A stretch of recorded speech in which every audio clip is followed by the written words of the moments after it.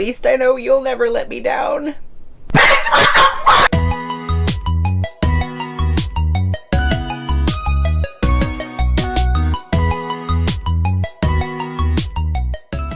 Ghostbusters Afterlife.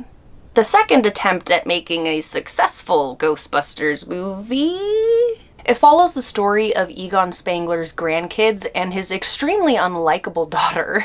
And after his untimely death, they inherit his farmhouse and move into it. Now, if you couldn't gather from the trailer, the spirit of the film, for lack of a better word, is focused on the memory of Egon Spengler and how big of a dick he was to everyone he knew. And the looming threat of Gozer, cause remember 1984? Phoebe, his granddaughter, our main character, follows in Egon's footsteps and his love for science. And apparently his sense of humor. Dry in one note, but instead of being funny, it's not.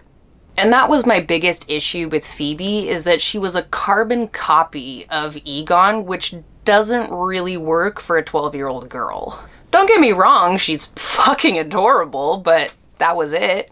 The problem with Ghostbusters 2016 is that all of the jokes were ad-libbed, which normally would be fine if it was funny. Whereas Afterlife did a 180 and did little to no jokes. Most of the humor in this film came from a character named Podcast, who actually legit made me laugh a couple times. The movie scoots along at a snail's pace, telling a story that we've already heard before.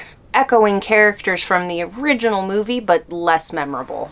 The main difference being this movie takes place in a small shit-kicker town instead of New York City. On top of that, there's a bunch of callbacks to the original film that honestly just made my skin crawl. Who are you gonna call?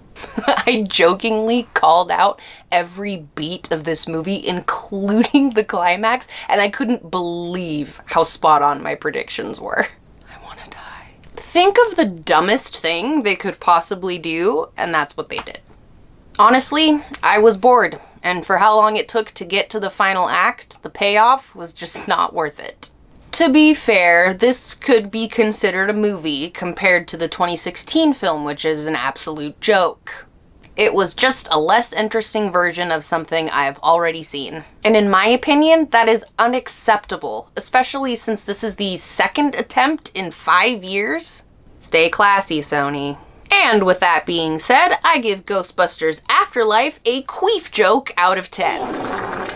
If you enjoyed this video, be sure to hit that like button and that subscribe button, and let me know your thoughts on Ghostbusters Afterlife in the comments below. That's a wrap! At least there weren't any queef jokes! Scoots. Movie scoots along. Scoop. If you couldn't gather from the trailer,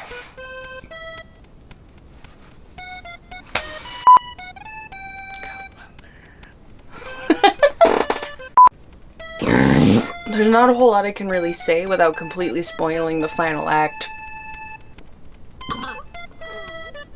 Which, in my opinion, is unacceptable. Unacceptable!